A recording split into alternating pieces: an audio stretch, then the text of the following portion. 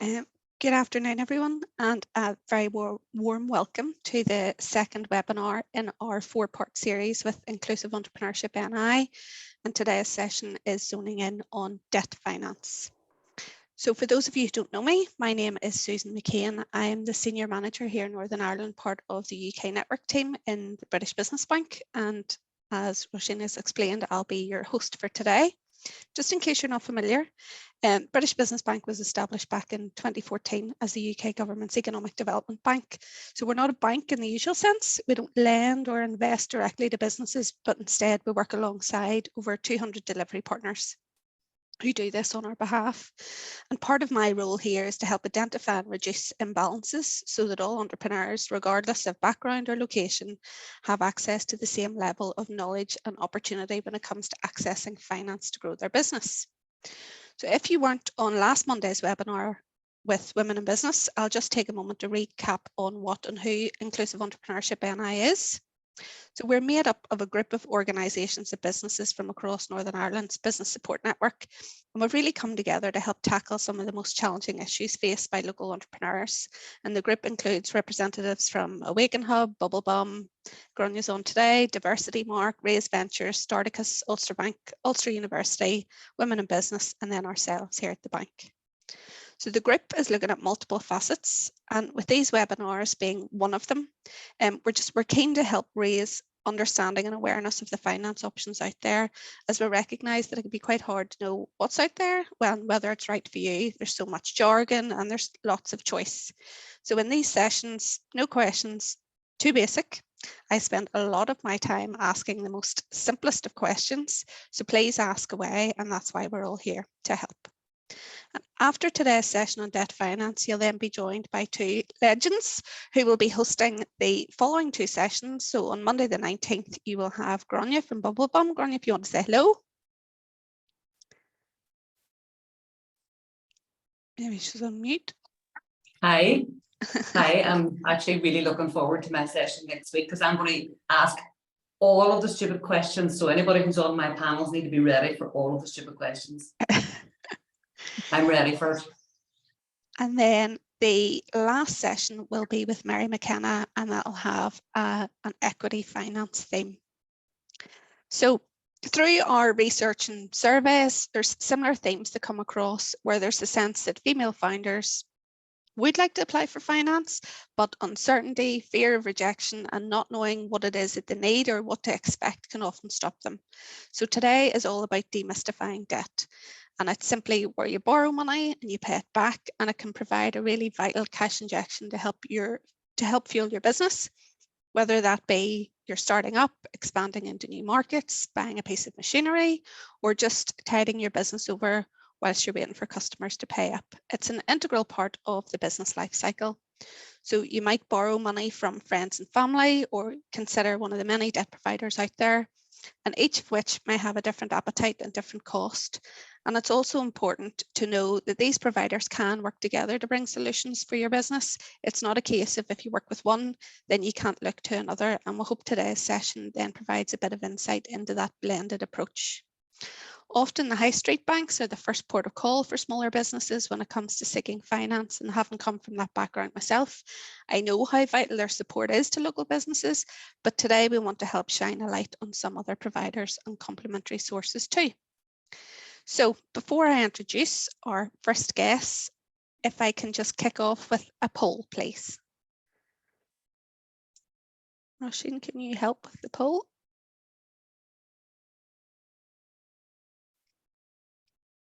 Okay, so this should be shown on your screen, just awareness of debt finance options. If you know awareness, some awareness, or good awareness.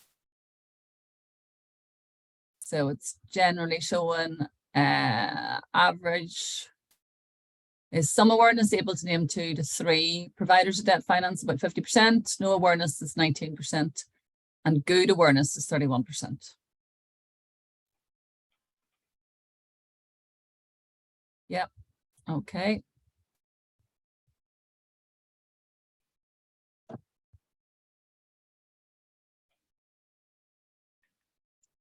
Okay, can you see that, Susan? Yeah, that's great. Okay, just stop sharing that. And would you like me to do the other poll? please.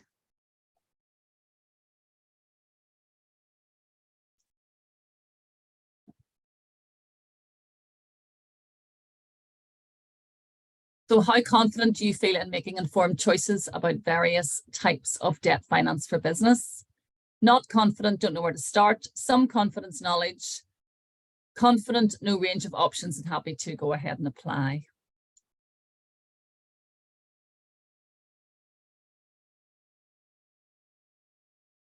So 38% have no confidence in this and don't know where to start. 23% some confidence, knowledge, and 38% are pretty confident. Great. So you should be able to see those results. Super. Well, it's a good place to start today. So I'm going to move straight on because I'm mindful of time.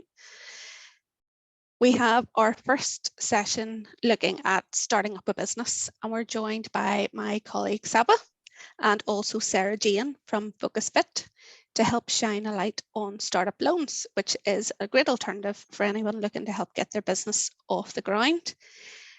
Welcome to you both. If I can ask you just both briefly to introduce yourselves to the group. Do you want me to go first? Oh, sorry, Saba, you go first. Sorry about that, Sarah. Good afternoon, everyone. My name's Saba Sharif, and I am a business relationship manager at Startup Loans.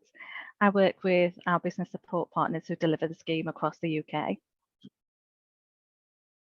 And I am Sarah Jane. I'm the owner of FocusFit. It's a small business that started in December last year, and we offer a range of sustainable activewear that supports women, but also contributes to a better future by using recycled materials. Great, thank you.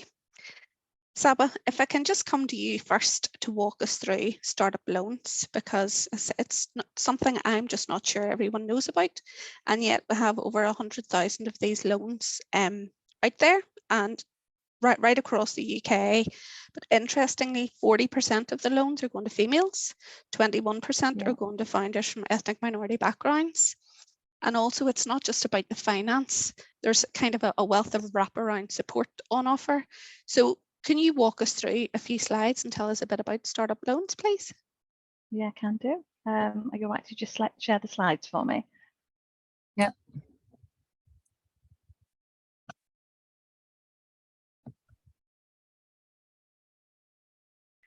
Well, it's an exciting time to be part of Startup Loans, and as Susan's already mentioned, we have successfully helped over 100,000 applicants. So it's I'll just talk you through the key features first of all. It is an unsecured personal loan for business use, and the interest rate is fixed at 6%. You can borrow between 500 and 25,000 over a term of 1 to 5 years, and there are no setup or early repayment charges that are applicable. The loan can be taken out as a first loan, you can have a second loan, and you can even tranche the loan as well, so you can actually draw it down in bits. There is an ability to be considered for further funding as well. So if you have initially sort of taken out 15,000 and you've paid some of that back, for example, 5,000, providing you've met the second loan criteria, you'll then be able to apply for a second loan for the remaining 15,000 to take you to that 25,000 limit per person, and that sort of second loan is actually, you're eligible for that if you sort of come to us within sort of 5 years of trading. So all our owners or partners in the business can individually apply for a startup loan up to 25,000, but you do need to note that there is a maximum sort of a loan amount per business, and that is actually capped at 100,000. So to support you through the application journey, there is sort of free support available in the form of templates and guidance documents that are available on our website.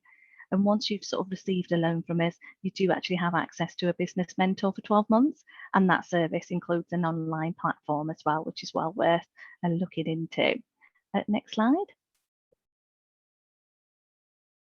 So just looking at our eligibility criteria, you do need to be 18 years years old or older.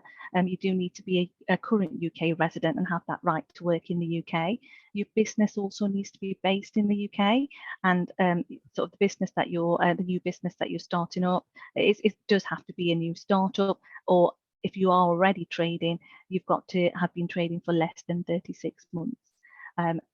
If you're sort of unable to secure finance from other sources, self-declaration is okay. So you can just say that you've tried other sources and you've not been successful. Your business type and loan purpose is eligible under the terms of the scheme, and also you do have to pass our credit check, and you've got to be able to afford those loan payments. Next slide, please. As part of the application process, we review your credit history, which involves an external check with a credit reference agency. We review the personal survival budget that is completed to support your application to ensure that you can afford to pay back your loan. And we also review your business plan and your cash flow forecast, which helps convey that you're actually starting a viable sort of business. Next slide, please. So affordable finance is not the only benefit of the Startup Loan Scheme. Successful applicants have access to the new and improved post-loan support service, and that includes 4 hours of mentoring.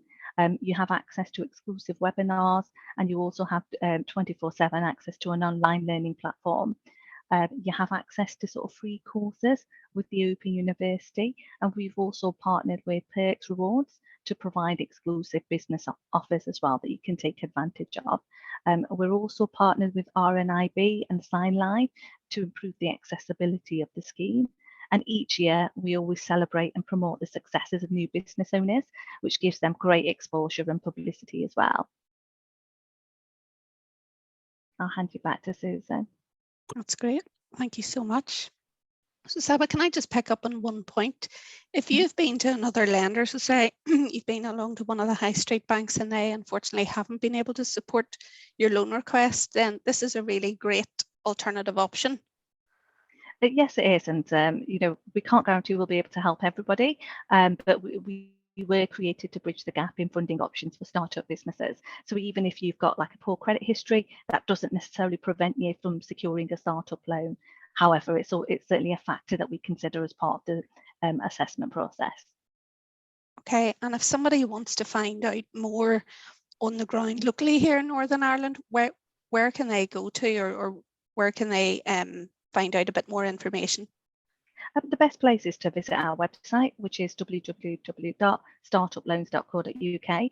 Our website does include information about all our business support partners, and Enterprise Northern Ireland are one of the partners that operate in your area. So if you do apply to the scheme, it's actually our business support partners that get in touch with you to support and guide you through that application journey. Great, that's super helpful. So Sarah-Jane, I had the absolute pleasure of getting to know you at the recent Startup Awards, and I really enjoyed hearing about your business and your journey. So can you tell everybody here just a bit about your entrepreneurial journey with FocusFit and how it all started? Absolutely. So the business idea came about when I was in Australia. I'd done a lot of research and design while I was over there and found manufacturers close by in Indonesia. But I fell pregnant with my son, so moved back to Ireland. And it was a hard decision whether I should still continue with the business, but I was really, really passionate about it. So I went on ahead. So basically, we've been trading since December last year. And as I mentioned before, we are a sustainable activewear brand. Our mission is to empower women to embrace their strength, confidence, and their unique beauty, all while combating fast fashion. We are a movement for positive change, and we craft all of our activewear with care. So we use recycled materials and ethically sourced fabrics. I'm very new to the whole business side of things. So I've done a lot of networking with like women in business, which have been amazing. And I'm just reaching out to all avenues to try and expand and grow my business. Great. So how did you actually find out about startup loans, you know, as an option? Well, I was very new, as I say, to everything. So I contacted our local enterprise centre here in Omagh, and they were amazing. They put me in touch with the Go For It programme.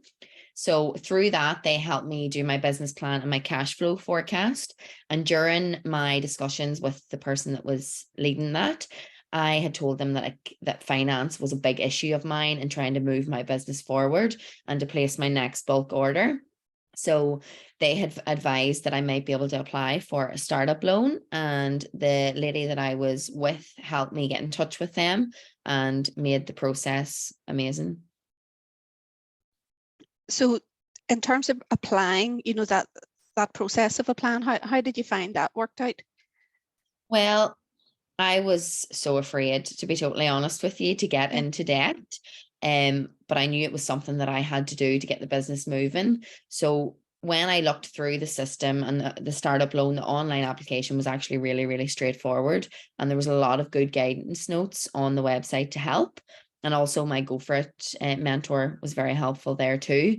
And in terms of once I had put the application forward, it was great. I had a person that contacted me regularly if they needed further information, if they needed me to expand on anything. They were really, really helpful. And I did make a phone call a few times to the support line, and they were amazing. They went above and beyond to try and support me. So the help and support was fantastic. The application was actually very quick. To be honest, I thought it would have took a lot longer. Obviously, it depends on if you can get your information that they need. But they guided me through the process very easily. Great. And in terms of how that finance from the startup loans has helped fuel Focus Fit? Oh, it's been incredible. Like, I have always been afraid, as I said before, to get into debt. It's always been a big worry of mine. And I think Roisin mentioned it earlier. I think that's just the mentality of a lot of people. But I knew it was something that I had to do. And with this loan, it's allowed me to place another bulk order. So I have a very large minimum order quantity that I have to meet with my manufacturer. So it's one large sum of money that I have to put out there. So this loan has been incredible. It's allowed me to do that. But it's also allowed me to enhance my own skills by getting like training in marketing, and also getting others to help me in my business in areas such as marketing or finance. It's been incredible. And that's just one of the points that I wanted to pick up on, because it's not just about the loan, you know, it isn't just about the money, it's about that wraparound support. So how much value do you think somebody could get, you know, someone like yourself, how much value would they get from that additional support that's offered? Well, I think a lot of the time we are winging it. So any support at all that we can get is incredible. I've had some mentoring and it's been amazing. I could help with like my profit and loss, and also other areas like maybe my tax or just finance in general for the business. And also I had some hours on help with social media and marketing. So areas which I lack in, I was able to avail of support there. And I only got the loan a few months ago, so I've still got a good few months of being able to utilize that support on the online system as well. Great. Okay. I'll just check in at this stage if anybody has any questions for Sarah-Jane or Saba.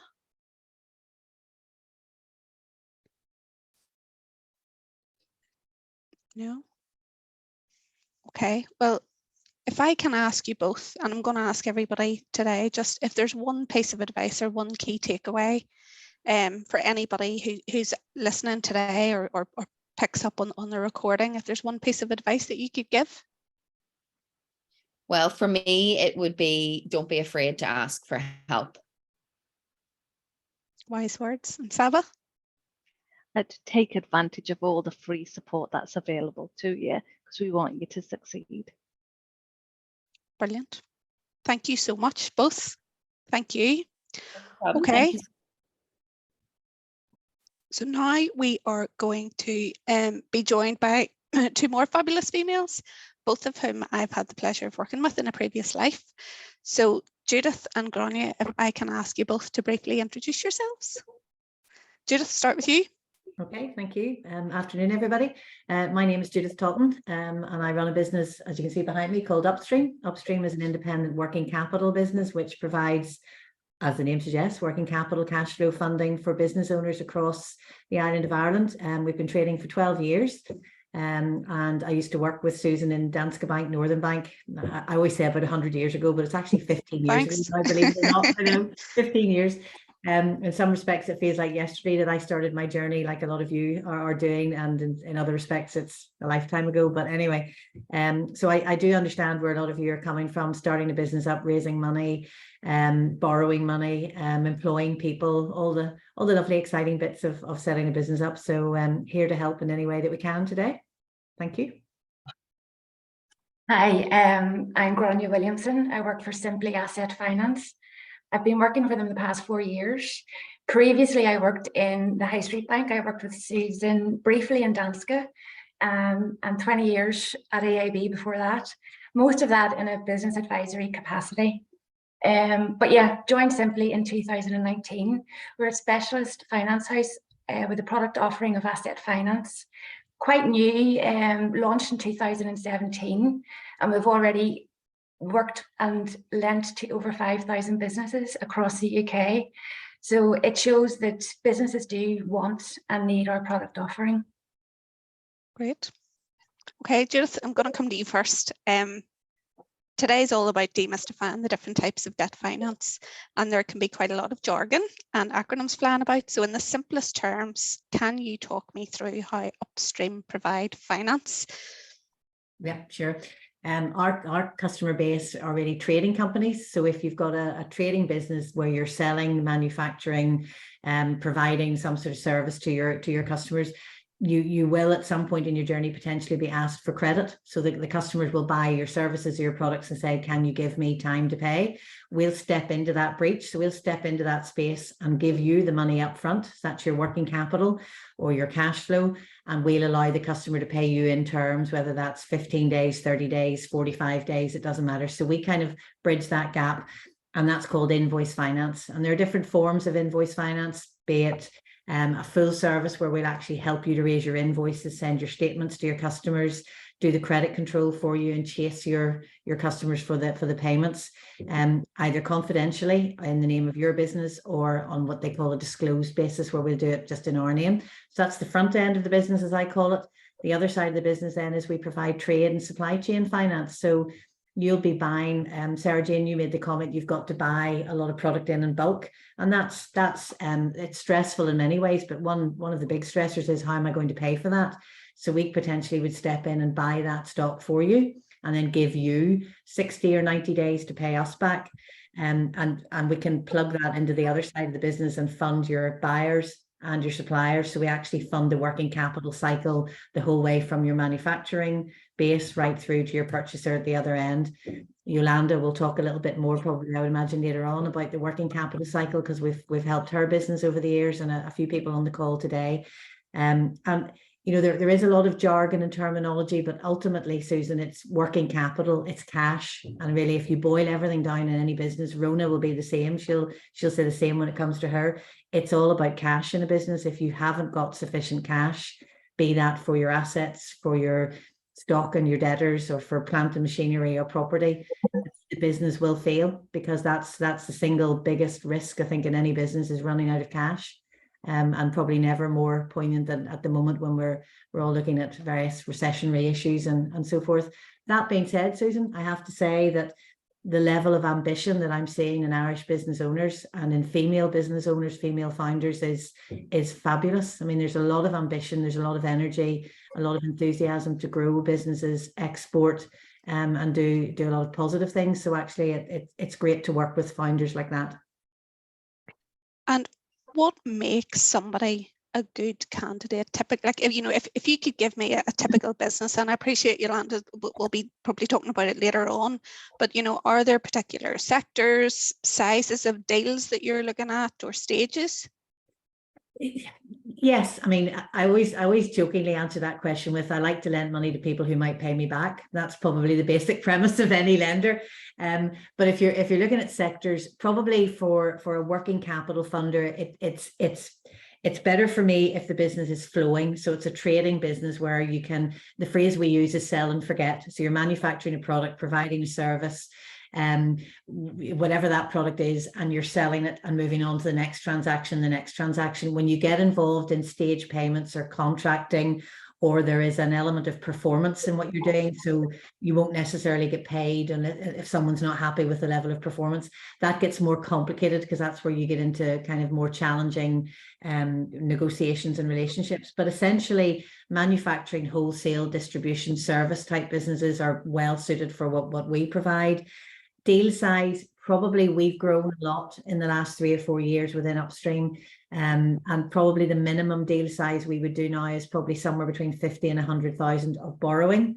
So you need to kind of think behind that, what's your level of turnover? And we really don't have a maximum anymore, because we're now part owned by an American fund. So our kind of ability to scale has increased massively in the last number of years. But as I say, manufacturing, wholesale, distribution, service, trading business. I don't mind if you're a new start. I don't mind if you've got a challenged balance sheet because you've come through a period of R&D or development or a lot of investments being required. I'm looking at the future. So I'm looking at the opportunity in the business. I'm looking at who you're selling to, who you're buying from. Can we bridge those gaps? I'm looking at, on the stock side, is it stock that if something went wrong, can we resell it? So it's quite logical, my business. I mean, it's a logical approach to lending. So not many restrictions, really, not many restrictions. Okay. Coming back to the jargon piece, we keep hearing about working capital and cash flow. If you were able to set those two apart and explain in the simplest of terms, what does that actually mean for me if I'm a startup and people are talking to me about your working capital needs? What does that actually mean? They're kind of one and the same in some respects, but if you were to define it, and there's many smart people in this call, working capital is the cash you need within the business to fund all of your needs, all of your business needs, be that interest costs, wages, marketing, paying for plant machinery if you're buying plant machinery, paying whatever. So it's the cash within the business that you need to carve up every month and say, right, okay, that bit goes to wages, that bit goes to rent, that bit goes to rates, that, and so on and so forth. Cash flow then is probably, for me, I would boil down working capital to the cash flow that you need to actually run a cycle of your business. So from buying stock through to manufacturing a product to selling it out and getting paid, that's probably more generically the cash flow cycle. And depending the business you're in, I mean, I have clients who the business that they're in, they might not get paid for 6, 7 or 8 months. So that's a long cash flow cycle, but it's predictable. I mean, it's 6 or 7 months all the time. So it's still a cash flow cycle. But for some businesses, maybe in food sector, for example, it'll be a faster cash flow cycle because they're buying maybe a food product in, manufacturing, getting it out, it's got a shelf life. That might be a 60-day cycle. So the cash flow cycle tends to be more specific to parts of your business, whereas working capital is just a big generic term for the cash you need for all of your overheads and expenses. I think that's my definition. I might be wrong. Rona's nodding, and Rona's cleverer than I am in these things. Great. So if I was thinking of coming along to Upstream, what things do you look for, or would you expect to see if I'm coming to you to talk about a possible piece of funding? This is going to sound cheesy, and I apologize. First and foremost, enthusiasm. I like to speak to someone with a bit of passion and enthusiasm and an energy to drive the business. And in behind that, then yes, we look at the traditional. Let's look at your numbers. Let's look at your projections. Let's look at your cash flow requirements. Do you have a business plan? Let's meet the people. Can we do business with these people? But for us, in a private finance company, maybe compared to a more institutional lender, it's not so much about ticking credit boxes. It's more about developing a relationship with the business owners and feeling, having a good feeling about their integrity and their ability to drive the business forward. But yes, we do look at the debtors. We do look at the creditors. In other words, we do look at the suppliers and the people that are buying from you. We do look at the numbers and the management accounts and the kind of general standard wish list of information you'll get from any lender. But for me, it's the person. I do business with the people first and foremost. Does that mean I've never been let down? No, there's always somebody who will let you down somewhere, but I choose to believe that anyone who lets you down, they don't tend to do it on purpose. It's circumstances just sometimes overtake people, and mistakes can be made. And I like good communicators, customers who, if they're having a tough time or they're going to face a challenge, they pick up the phone and say, Judith, I need a cup of coffee. I need to talk this through with you, because if we can talk about things, we can sometimes work it out, not always, but we can sometimes work it out. And we might not be quite as prescriptive as a traditional lender, because we do kind of make our own decisions and we do rise and fall in our own decisions. So so for me, it's the people. It's probably the people first, and then we roll the numbers and the paperwork in behind it.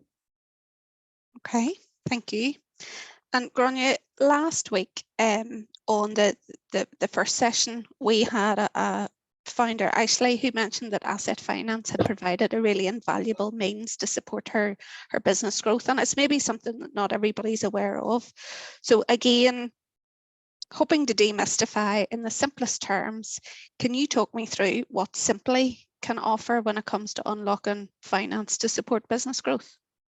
Yeah, so asset finance, basically, it's a tool for businesses to acquire business critical assets without paying for it outright.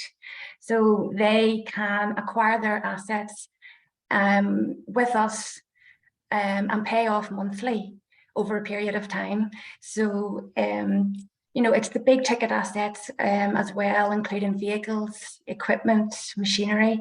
You know, these business critical assets can be really expensive. So this protects their cash flow. And it's also great for a business that, you know, has the opportunity to grow, but maybe not the working capital to take that step. So in effect, the asset is paying for itself as it's working for you. So it can be beneficial to many businesses. Okay, and are there any like particular sectors or sizes or stages? So if you could give me like an example of a typical business locally who would come through to yourself seeking some finance. Yeah, listen, our sectors, we work with construction, we work with transportation, bus and coach, agriculture, materials handling, recycling. I mean, right across there's a requirement for asset finance. And typically hauliers are constantly updating their lorries and their trucks, upgrading their fleet. And they will be some, you know, a sector that we work with all the time. Recently, an engineering company has come along for help in funding a plasma cutting machine, which would be quite big ticket. You know, this was crucial for the business. Although it wasn't crucial, they were outsourcing this particular part of their manufacturing process. Now, to buy the machine and pay the asset finance was cheaper than outsourcing. So it was a no-brainer. So at the end of the day, they were saving money on the outsourcing, and the asset was going to belong to them at the end of the agreement. So it really was, you know, a no-brainer for that business. We also offer a refinance facility whereby if you have unencumbered assets, vehicles, machinery, equipment, you can raise funds on the assets. So we will refinance the assets, and you can then, you know, have the funds to help with cash flow or aid working capital. A construction company recently we helped had won a contract. It was time critical because the contract was to commence in a number of weeks.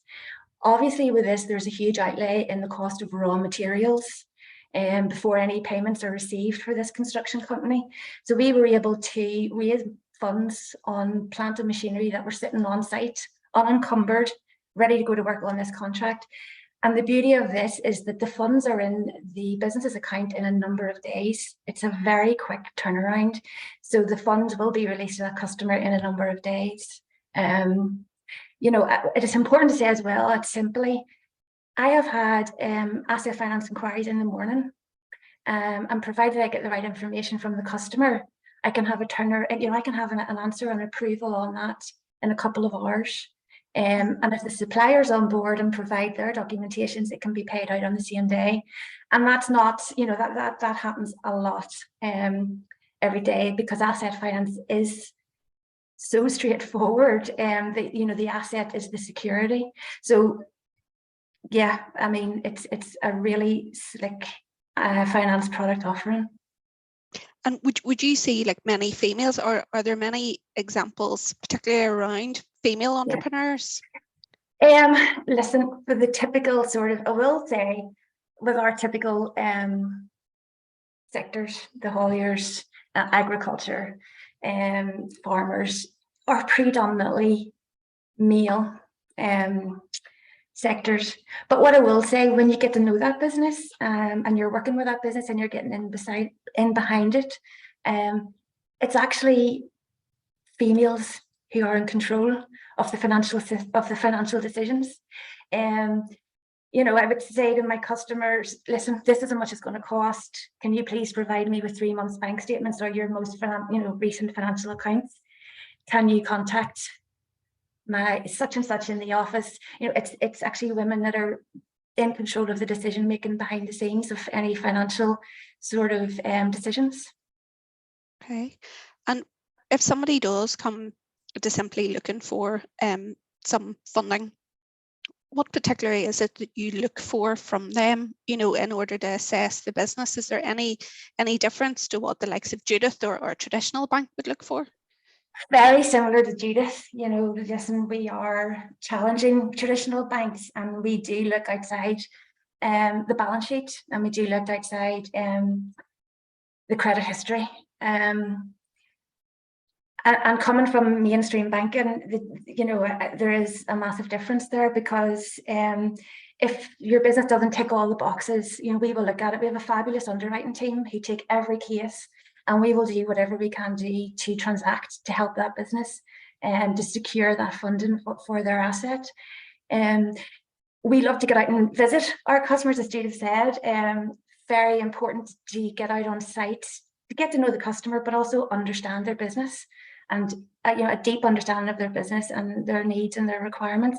And after that initial meeting, we will look for maybe 3 months bank statements, recent financial accounts, to try and put a credit proposal together.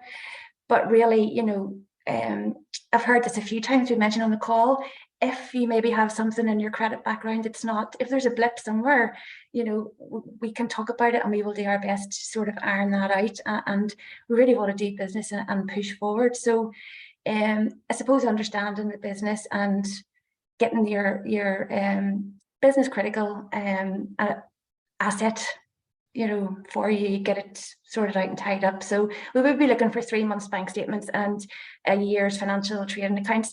For new starts, we would look at forecasts and management information for what they predict over the first 6 to 12 months of their business. Okay, it's really interesting. Any questions from anybody?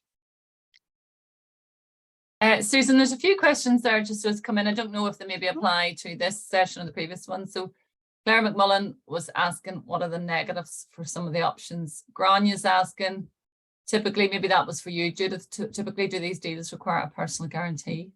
And then Rosemary is asking a question that is maybe for Sarah Jane. So do you want to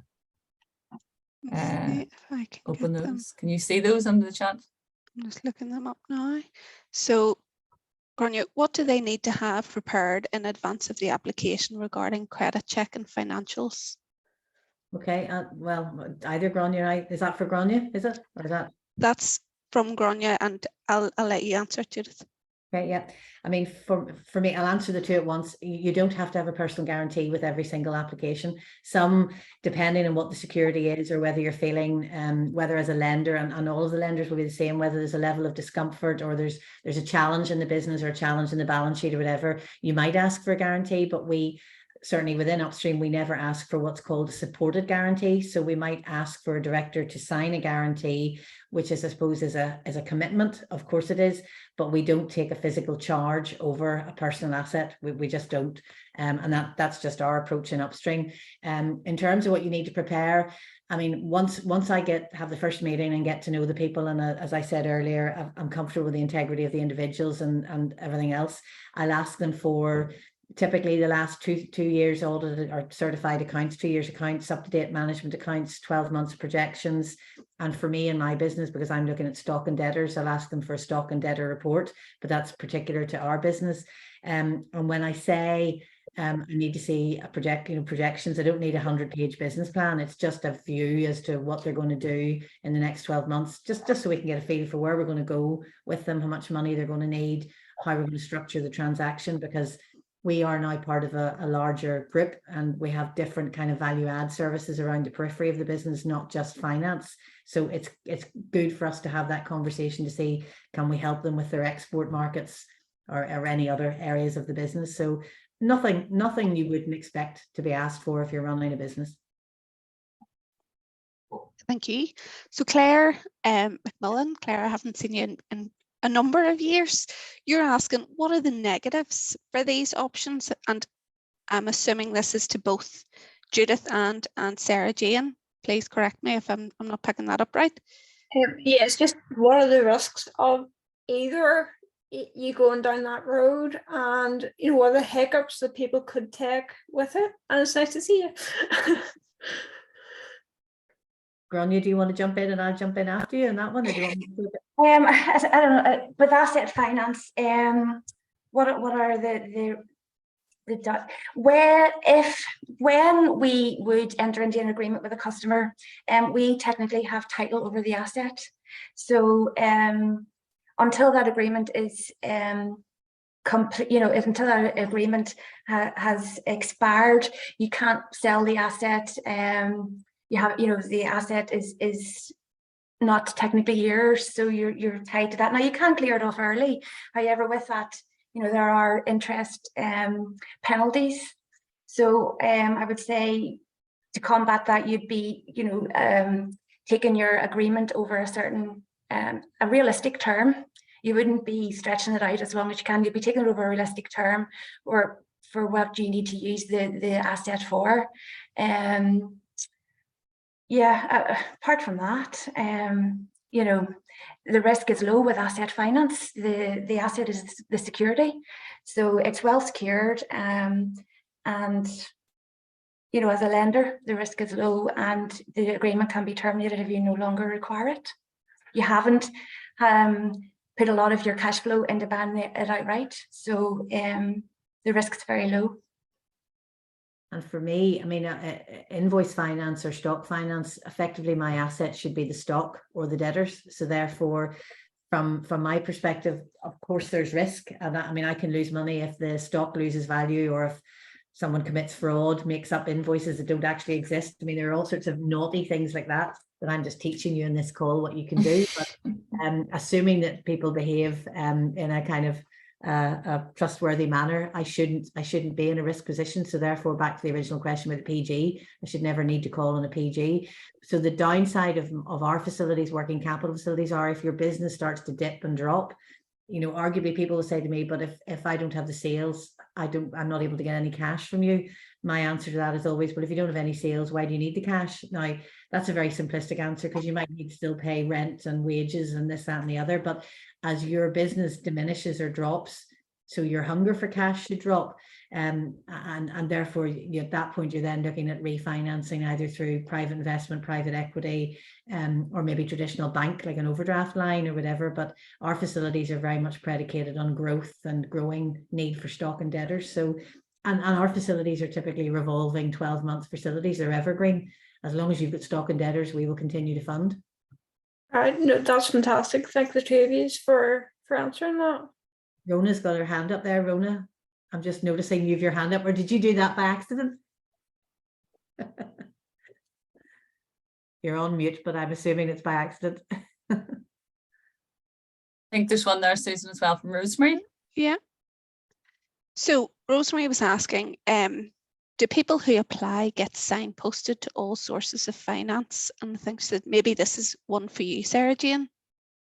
Well, for me, in my situation, I was just signposted to the startup loans. I haven't been made aware from the Go For It program other options of finance and other sources of finance. So I'm not sure if that's for me to answer, really. Rosemary, what I will say is, and I'll share it at the end, British Business Bank have a finance hub, and it's been kind of designed and developed to help entrepreneurs understand. So you can go in and look at the different types of finance, where you could get those types of finance. So it's a really insightful, there's lots of support and information on it, but it's a really good one for somebody to get a bit of oversight as what's on the ground locally. So maybe that's one to look at. Okay, no, my thinking was, I'm not even going to hazard a guess, Sarah Jane, at your age, but I think you might have been the Princess, fit with the Princess Trust, for example. So I was just wondering as an advisor whether or not people actually get, signposted to different sources of finance if they go for a particular one, but it would seem not. Well, no, not really. I was only really directed for the startup loan. I had heard of like the Princess Trust and things like that, but I was very uncluded in about any sources of finance that were available to me. Okay, thank you. I guess this is where it came out last week as well, the value of your network. Yeah. So, Yeah, the more that you can engage with people, the more information you have to, I think, Judith, you even said it last week, you have to absorb it like a sponge, and because there's so much out there. And yes, it is a case of using the various resources to try and find out and not being afraid to reach out and connect. Yeah, that's what I was just going to say. If you've got a decent network and you're part of Women in Business or you're connected into British Business Bank, whatever, everybody in this call will signpost you, because the important thing for all of us is we want to make sure that every entrepreneurial led business, every female founded business, whatever, that everybody gets the right advice and guidance, because we don't have all the answers, but collectively we have a fair few of them, so I think that's the important thing. Absolutely. And just like before, if Judith and Grania, I can ask you just for one pearl of wisdom, one key takeaway for the audience when it comes to debt finance. I would say for me, if you're going to speak to a funder, is to have good administration, good satisfactory financial information, forecasts, management information, and good bank accounts as well. Keep them satisfactory and in order, and have a strong rationale. And as Judith said earlier, the enthusiasm is huge, and if you can portray that, the passion for your business is very easily, it's infectious. So that would be my advice. Okay. Mine's probably easier. There's no such thing as a stupid question.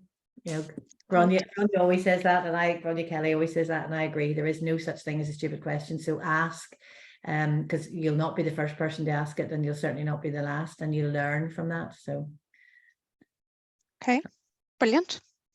Thank you. So now we're going to talk to Richard Keane from Wayflower. And Wayflower provides finance to e-commerce businesses. Grania was singing the praises of Wayflower last week in terms of unlocking another source of finance for Bubblebum. So remembering that we want today's session to be jargon busting, we're keen to know how you, again, perhaps work differently to more traditional lenders. And just to change it up, you're going to run through a few slides with us here. So if you're happy to just tell us when to move the slides on, I will pass across to you, Richard. Thank you. Great. Thank you, Susan. And yeah, great to be here, everyone. Also, by the way, everything that's been said before, everyone, just makes a lot of sense, and a lot of the problems and challenges, I suppose, that businesses face, Julie and Grania, etc., explained it pretty well. So kudos to you guys. Also, apologies about that photo with the caterpillar on my lip. I think I was raising money for charity for November when it was taken. But yeah, I work for Wayflower, who are an Irish company. We're HQ'd in Dublin. We've offices in New York, London, Dublin, and Australia. And yeah, very simply, we provide financing to e-commerce businesses. And we just do solely e-commerce businesses because they have a pretty unique working capital challenge. And if you go to the next slide, I'll just basically present the kind of problem that e-commerce businesses have. Even though Sarah Jane basically took the words out of my mouth earlier on the call, because she really hit the nail on the head. In that e-commerce businesses, they have to pay for everything up front before they ultimately start making sales off it. And the example used by Sarah Jane was perfect, because a lot of e-commerce businesses, and if you've ever bought anything online, whether it's like apparel or anything like that, rightly or wrongly, most of it comes from Asia. And if you're an e-commerce business, typically what you have to do is if you've got a $100,000 product order, you have to pay for 30% of that on the day you order. And then say 3 weeks later, when they've made all the garments or shoes or sunglasses or whatever your business might be, you then have to pay the remaining 70%. when it then sits on a ship for 2 months. And then you have to start spending marketing before you then ultimately get sales from that. So for that $100,000 order, even though it might bring you $400,000 in sales, you have to pay for all of that up front. And that's really unique.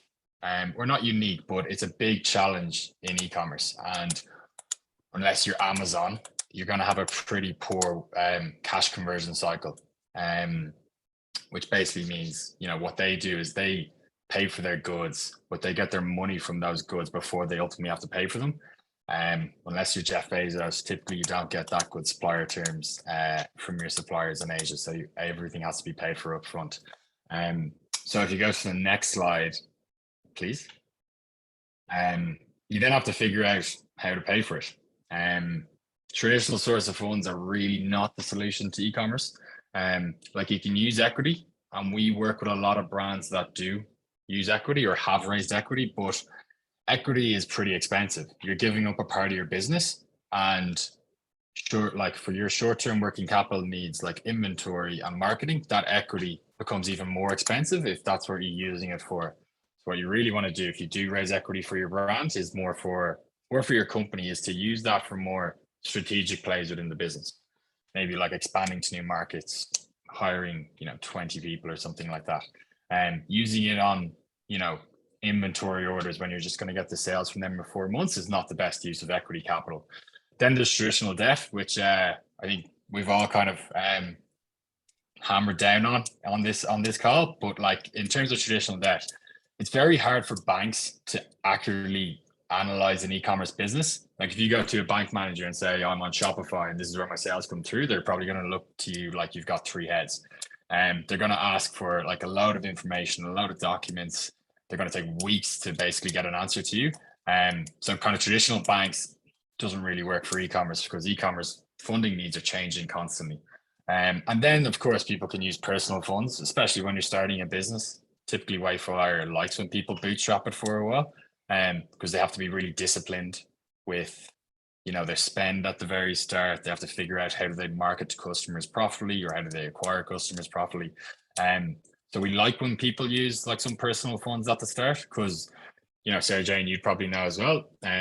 You can start an e-commerce business with $5,000, and our largest customer in Wayflyer, which started in 2019, now does 150 million a year, and they sell basic white, black, and grey men's t-shirts, and they started with $3,000, and they've gone from $3,000 to 150 million in 4 years just using our type of debt. Now that's obviously a bit of an anomaly, that case, but it kind of just shows that to start these brands you don't need that much money, but as you grow, it's a good business decision, I suppose, to look at how do I finance it in a more capital efficient way. So the kind of, I suppose, solution to that is, and one that Wayflyer is looking to provide, if you go to the next slide, please,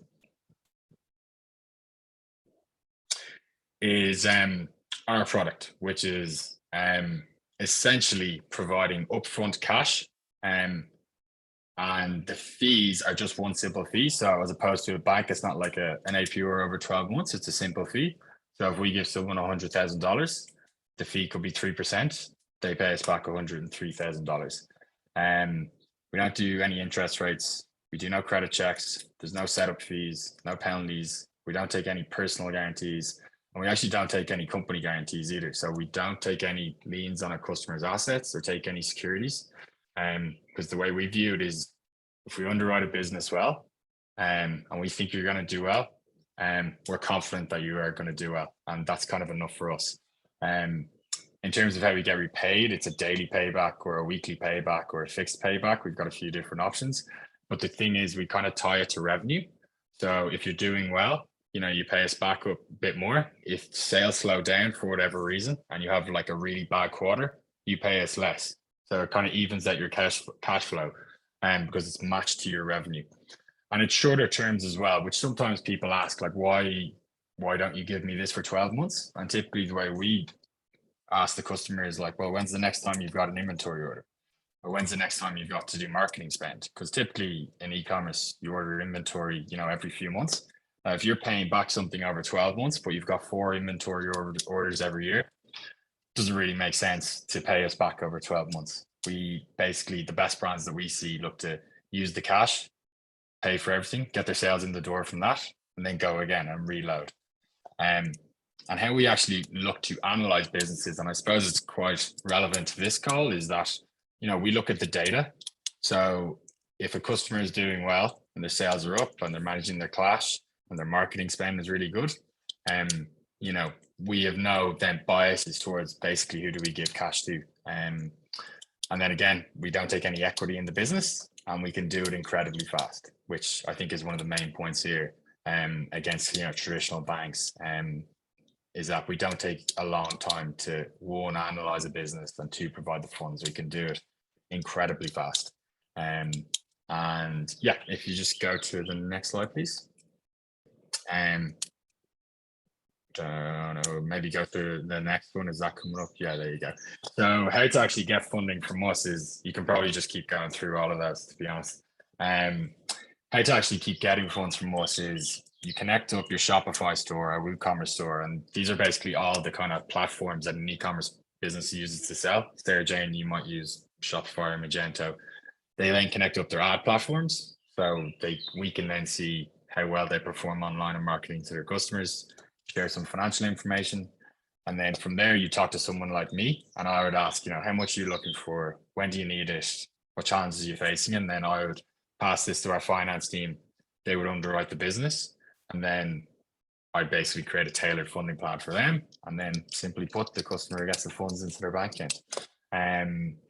And yeah, that's essentially it. We're quite straightforward. We're pretty easy to work with. And you know, we like to partner businesses for the long run. So even though these are kind of short-term working capital loans, a lot of customers come back to us for a second, third, fourth, fifth advance. And because e-commerce businesses, you know, as they're growing, the amounts with us just continuously change. So if they did 200 grand this month, we could look to give them 200 grand, but then in 4 months time, if they're up, we can give them 600 grand. And, you know, hopefully Grania Kelly can attest to that with us, and that we're easy to work with. And yeah, that's pretty much it. So if any questions, let me know. Are there any questions through? Oh, there's one from Grania. Can you explain what it means to have your bank accounts in order? This is obviously to me. In terms of bank accounts in order, the way we do it is we just connect up to the customer's bank account. Like it's just basically, and again, goes back to cash flow. We're basically looking at, you know, how well a customer manages their cash, and you know, what they're spending it on, and do they have like cash in the bank kind of at all times? Because the way we get repaid, and you know, I think someone asked, you know, what are the negatives of these options? You know, if your sales go down and you've got no real cash in the bank to make the repayments on any loans that you have, that can sometimes get you into a tricky situation. So in terms of what we look for in a bank statements is more just, you know, what are they spending their cash on? If there's like, you know, a lot of coffee orders in a day that's hurting their cash flow, or if they're using the funds from their business to, you know, go on holidays and stuff like that, it obviously wouldn't be a massive look or a great look if they're using that from like their own bank, their business bank account. But it's really just to look at how well a customer is managing their cash. Great. Any other questions through? Can I ask Susan, just in terms of obviously UK, sterling, euro, are you operating in euro accounts? Is a customer better having than a euro account, or? No, we operate in the UK, Ireland, US, Canada, Australia. So you would quote everything in sterling, and so, right, okay. Yeah, whatever currency the customer is using. Okay, thank you. Yeah. Richard, thank you so much. If somebody's keen to find out more, where can they get that information from? Email me if they want. But no, our website is the good thing is like on our website you can just start an application, which only takes about kind of like 10 minutes to do. And you know, as I said, like we look at the data first and foremost. So like when we see a Shopify store coming in, we will, you know, just start to look at that data without ever even talking to the customer. And then usually where I come in is then ask the customer like what they're looking for. But more information is on our website. And yeah, people can always just apply and see what's available to them. Great. Lastly, one little nugget, one little gem of advice for anybody? Yeah, like I think if you're talking to like entrepreneurs, you've already done probably the hardest part, which is actually setting up a business, and that's probably the scariest part as well. So really, debt shouldn't be scary to any entrepreneur since they already took the biggest step to actually setting up a business. What I would say is like, you know, if somebody's brave enough and smart enough to set up their own business, they can definitely, even though if you haven't studied finance, you know, I didn't study finance in college, and it's just general business, but a lot of these things and a lot of, like, I suppose the new kind of capital providers like Julian and Granion and things like that and Wayflyer is, you know, we do try to make things really simple for founders because, you know, they've a lot going on in their business. So we try to make it as simple as possible. And that is like, you know, just don't be scared of just looking at all your options. Like, people think it's great raising $1 million in VC money, but, you know, if you can do it in a more capital efficient way for your business, there's various ways to do it. So it's more just like, look at your options, maybe get advice from someone else if there is various options, but it's just don't be scared to look at it, and you've already done the hard part. Wonderful. Thank you so much for joining us, Richard. Thanks. No problem at all. Okay. Last but by no means least, I will say a welcome to Rona and Yolanda, and thank you both also for joining us today. Can you both just give a brief introduction? Rona, I'll start with you. Yes, I've been staying quiet there, but I think a lot of our funders here have stolen all of my content for today. So I'm Rona Barber. I work at White Rock Capital Partners. So we are a local fund manager here in Northern Ireland, managing a couple of debt funds. So providing loans from about 100,000 up to 2 million to local SMEs based here in Northern Ireland. Great. Yolanda? Hi everyone, I'm Yolanda. I'm the founder of the Conscious Beauty Group. We have 3 businesses within the group. We have a baby care brand, a premium hair care brand, and in about 3 weeks' time, an electrical hair tool brand that we've been working on for about 5 years. So better late than never. And I think I owe a thanks to probably half the people on the call because you've supported the business, Judith, Rona, and we've been speaking to Wayflyer, and I didn't know refinancing was an option on the equipment side of things, so I may come knocking as well, Grania, in the future. Amazing. Well, I can actually recall the excitement of getting my hands on your hair care products many moons ago, and you're certainly going from strength to strength, and also my hair is too. So talk us through your journey so far, and you know, in terms of your vision, your ambition for the business, how has this evolved over time and the funding that's been required to turn that vision into a reality? So I guess the whole idea for the business, even though there are now 3 brands and 3 businesses within the group, all started with the invention of our Supernova Pro, which is coming to market soon, which we just a couple of weeks ago got our first patent granted for, which is going to be the world's first 3-in-1 straightener, wand and tong. So watch out for anyone that styles their hair on this call in a few weeks' time. But because we were developing, you know, an electrical product all in-house, you know, it's a world-class invention that's never been done before. We knew we were going to have to raise a lot of money to get that off the ground. I mean, when you look at some of our competitors like Dyson and GHD, they're investing, you know, hundreds of millions into R&D, and whilst we weren't kind of launching in at that level, we were putting a significant amount towards that early stage R&D. So our financing journey actually began with equity, because as a startup with, you know, when we were kind of a year in development with no sales, we were pre-revenue, you know, debt really wasn't an option at that stage. We were too early stage for that. So over the course of a few years, we've raised actually close to around 5 million in equity. But I always knew the moment that we would be kind of in a position for debt, the moment we had some traction, some sales to kind of prove that this isn't just a big idea, that actually customers were buying it, and that actually started with the hair care products. That was the moment that we reached out to actually both Rona and Judith. So, you know, Richard mentioned it earlier on. Equity is really great at a certain stage of your journey. If you need a big amount of money that you cannot raise, you know, through your own funds or via debt, but you want to protect your equity stake in this company in this baby that you've created. And so debt for me was a really sensible option because it allowed us to grow the company without actually giving more of it away. Okay. And when you get to that point of knowing that you need debt finance, how did you know where to look to, what it was that you needed, and the various options out there? I mean, I would love to say that there was like a really clear map laid out in front of me and a journey plan of where to go.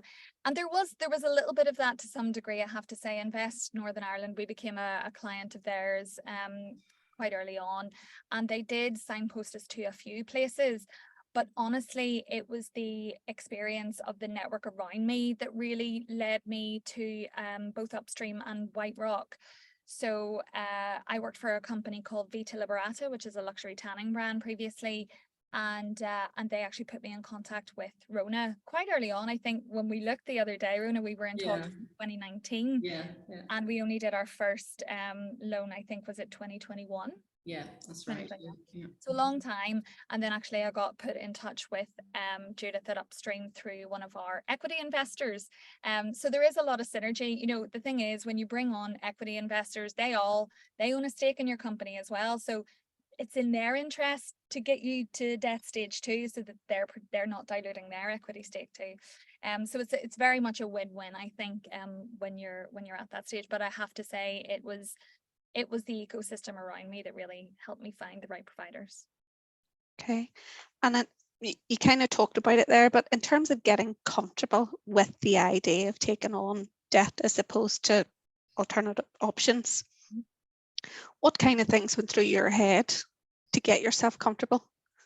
Yeah, I mean, we took on a really large loan, or certainly large for us, with White Rock, which was $500,000. And that's you feel a real, whether it's equity or debt that you're bringing onto your business, it's a big undertaking. You have to be confident in your plans that you can pay that back. And as entrepreneurs, we're the eternal optimists, but we have to be realists too, because this is a massive undertaking. And whilst there isn't maybe the personal guarantees that Judith mentioned, your house isn't in jeopardy, for example, but your reputation, your integrity, and everything else is at stake. So getting comfortable, it was the people behind the debt that made me really comfortable with it. I think, when you think of borrowing money from, a high street bank, it's very faceless. And it's very, if you can't pay it back, you have these visions of the bankers coming knocking on your door.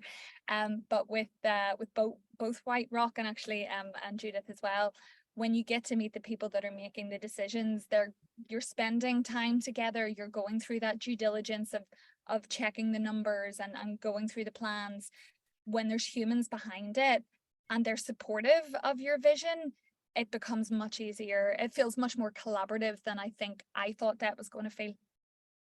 And I'm guessing that when you've built those relationships, even if it's going to be no, you're not quite there, or perhaps we're not the right one, then that helps with that signposting, because they might say, come back to us once you've completed X, Y, and Z, or, I may not be the right fit.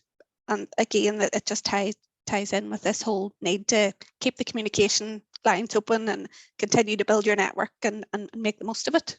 Yeah, 100%. And Northern Ireland is a small place. So, there are only a certain amount of providers in our ecosystem. So it's not difficult to navigate it once you start asking the right questions. And that comes back to, there are no stupid questions. Asking people, well, if this isn't right, who else is in the mix that we can speak to? So we were very much kind of open, which is why we started talking to the likes of Rona so early on. Like, we knew we were too early when we came, but we wanted to kind of share the plans so that when it did come the right time, they were kind of part of the journey from the beginning, which I think made the decision easier then when the time was right. Okay. Well, it's the perfect time then to turn to Rona. So what was it about Yolanda's business that made it a really good fit for White Rock? Okay, well, I suppose Yolanda, I mean, so she alluded to there, you know, we had some history from previous in Vita Liberata, you know, and we had that experience there, but it was very much backing Yolanda and her team. Again, it is very much, whilst we're providing loans, we're very keen to build a partnership and relationship-based approach with all of our portfolio. So it very much is backing those individuals that are leading those companies. So Yolanda always has a very open-minded approach and very keen. I mean, you've built a great board around you, Yolanda, in terms of, whilst she's brought on significant equity, that equity providers have brought expertise there as well in terms of opening doors into new sales avenues for Yolanda as well. So, you know, we could very much build and see her vision in terms of how she was going to deliver the sales forecast that she had set out there. So there was a real deep understanding of how she was going to get from A to B. As Yolanda had alluded there, I mean, we did speak back in 2019 and it was just a bit too early. There probably just wasn't enough traction on the sales. But again, it was keeping that communication going to a point where we felt that there was enough you know, traction there in order for us to back. As a debt funder, we are ultimately with term loans looking at how a loan can be repaid over a term. Typically our loans are repaid over a 5-year profile. So it is getting under the bonnet of those financial projections and understanding how this business has the capability of paying down the debt. So I suppose Yolanda needs to get comfortable with that too, and the management team around her. So it very much is, does this work for both of us, and making sure it makes sense for the business and for us as a fund provider there as well.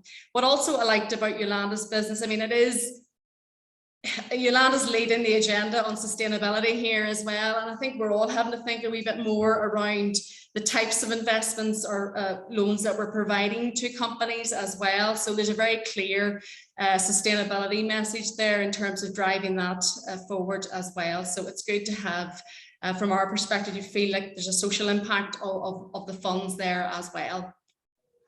Okay, and in terms of, you talked about traction earlier on, when it comes to affordability and being able to service the debt, is there anything else that you look for? If I was going to walk in through your door or ask for a chat and I'm looking for finance, what kind of things are you going to be expecting them to? So I suppose we are backing people. It is back to a relationship approach that we're taking. So it is, we do quite a bit of analysis up front as a cash flow lender. It's less transactional, I suppose, maybe compared to the likes of Judith. You've the constant ins and outs of the working capital cycle with your product, and likewise with Wayflyer. We're very much providing a loan, a cash flow loan, and I suppose we're very much buying into those projections. So it is getting under the bonnet and understanding the key drivers of that business. You know, it maybe is going down through the sales, top 10 customers, and making sure, are there contracts in place there or are they not? You know, if they're not, then can we get comfortable with that? You don't need to have contracts in place with every customer, but it is just understanding maybe the sector that business is in. And really it's going through that piece of just fully understanding, we will run quite a few sensitivity analysis on those in terms of trying to understand if they don't hit these projections, can they still have the ability to service our loans as well? So it is very much looking at the finances are very, we are focused on that, but it's a lot of the softer pieces around making sure that the business is well structured and there's good governance there as well. Now, on saying that, we look at businesses that are at varying stages. Some are much smaller that don't have all of those structures in place, and I suppose it's helping those businesses get from A to B. So we deal with businesses of every size, and we acknowledge where they are on that journey of putting those structures in place. Again, what we do look for is typically a business plan, but as someone else has alluded to earlier, it doesn't need to be the all singing, dancing, glossy, pack. It is more just having that information readily available, but it can come in different forms and through conversation that we can, I suppose, populate all of that and get comfortable on the proposition. Okay. You mentioned there about dealing with businesses at all different stages, and Yeah. over the 4 sessions in June, we're looking at debt, equity and grant finance. So is there a right time in a business's journey for them to consider taking on debt? I suppose in terms of it's very much, we would find we're working, you know, a bit like Yolanda's story. I mean, she's gone out, she's raised the equity, she's taken the dilution, you know, and it's that point there where, you know, we can provide the next plug of cash that allows the business to really accelerate on that growth journey without the existing shareholders having to dilute any further. So I suppose, you know, that's a good example where we see ourselves playing alongside equity. But in other times, we find ourselves working alongside traditional banks, where maybe the banks have capped out in terms of where their risks at, in terms of how much they're prepared to, you know, provide to that individual company. So sometimes what we will find is some people within the mainstream banks will refer some of their customers to us to help them plug that gap funding, where we're a secondary lender sitting behind the banks, so it doesn't impact on their security position, and, you know, we're able to still help that company, you know, accelerate that growth plan through another piece of additional funding. So it helps both the company, the bank are happy with that, and I suppose overall on a blended cost of funds and everything else, it works for the company ultimately to grow. Okay, and that's certainly something that I've seen before, where instead of looking at it in isolation, that you know you're paying a margin of X here and a margin of X there. Yeah. It's that blended approach and the blended cost. Yeah. Okay. Yeah, we would see ourselves very much sitting in that middle space between equity and the traditional banks. Yeah, so in terms of not having to give up equity, but we certainly would be at higher, I suppose it's a higher risk we're taking, so it comes with a higher cost of to finance that, I suppose, Susan. Okay. There's a question in here from Roisin. How does White Rock differ from borrowing from the mainstream? Yeah, I bank? think, Susan, it was answered a wee bit there, sort of just that you can go in with the banks. I'm assuming it's just that the banks would only lend a certain amount and more cautious, and you're more. Yeah, so typically the banks will be looking more, it has to be more, it's more of a secured lend. And I suppose sometimes we find we're funding and helping companies that maybe just don't have the strength on the balance sheet, you know, in terms of the net assets to support. So we would see ourselves, I suppose, providing funding things, a bit, funding elements of the working capital cycle, similar to what Judith's talking about there, but also maybe funding some of those softer things that the banks will sometimes struggle with. So it'll be funds for the marketing spend, it'll be funds for further R&D.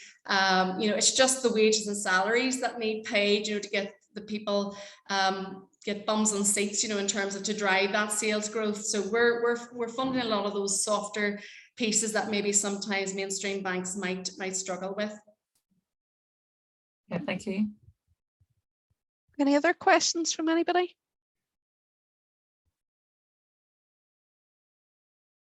No. Okay. Can I ask, as I have done with everybody else, if you have one piece of advice or pearl of wisdom to take away from today? I always tell other entrepreneurs, raise money when you don't need it. Because I think that's one big learning I had, is that it takes longer. I have to say this more on the equity side of things than debt, to be fair, because Judith makes quick decisions, as do I see it at White Rock. So this is probably more an equity thing, but yeah, just the longer you can give yourself to raise the money, you don't want to be raising either debt or equity when you're in a desperate, you know, state of affairs, if cash flow is getting super tight, because, you know, you can smell desperation on people and nobody wants to lend when you're in a desperate state. So yeah, always, like, for example, now we're thinking of a larger Series A next year, and we're like starting the groundwork now. Whereas previously we give ourselves, you know, a few months thinking, oh, this is be easy, and then we realize actually how long it can take. So yeah, raise money when you don't need it. Great. I would say take advice, be it from your peers or a mentor, or get yourself an advisor. I suppose when we're looking at applications, sometimes you find if somebody has an advisor on board, they can, I suppose, get through the process much quicker in terms of information being readily available, and they know the process. So I suppose it is just taking advice and just having that sounding board. Is it the right thing for you and your business to take on debt? Brilliant. Thank you so much, both of you. So that's us coming to an end of today's session, and really hope that after hearing from all our wonderful guests today that you're coming away with a greater understanding and insight into the options that are out there that can help fuel your business growth. If Roisin, can you help me just run the polls just before we finish up? Oh, you're on mute. Oh. Sorry, yeah, I didn't realize. Sorry, the polls. I had to create those questions again, so I can only run the final one for it. So let's see.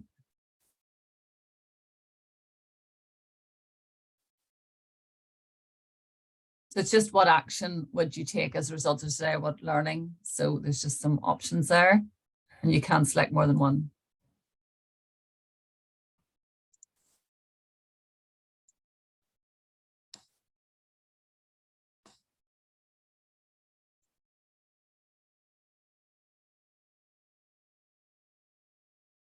So yeah, attend more finance sessions and learn more seems to be popular, 60%. Review my financial needs and my growth strategy, 45%. None for now, but feel better informed, 18%. Consider external finance for my business, 27%. Seek a consultant advisor, 27%. I'll just share that. To attend more finance sessions and learn more, 64. So it'll be good. So Grania and Mary will be hopefully getting plenty of registrations for the next couple of weeks. And yeah, interesting then, there's nobody saying that it confirms their thoughts that I don't want or need. So there's everybody's kind of taken away something from it, which is great. Yes, I've also just put a link up there, just a very short evaluation form. Anybody who isn't a speaker, if you wouldn't mind just taking a couple of minutes to complete that. It's just a very quick tick box. And if there's any other suggestions you have for the sessions or any other follow-up, let us know. Great, thanks, Roisin. So I mentioned earlier on, if anybody's wanting to know any more, it's definitely worthwhile having a look at our finance hub here in British Business Bank. As I say, it's been designed to help small business understand and find options for their business. If you just search up Finance Hub British Business Bank, it'll pop up on your screen. And for anybody else wanting to know more, as everybody has kind of talked about today, I'd encourage you to connect in, reach out to your networks, have conversations earlier on, ask every question under the sun, and always seek feedback. So an enormous thank you to everybody today, to Women in Business for running the webinars on their platforms, and Roisin, thank you so much. And to everybody who joined today, please go ahead and register through Women in Business for the next two sessions with Grania, who'll be looking at grant finance, and Mary, who'll be taking us through equity. Thank you again from me, and enjoy the rest of your day. Thank you.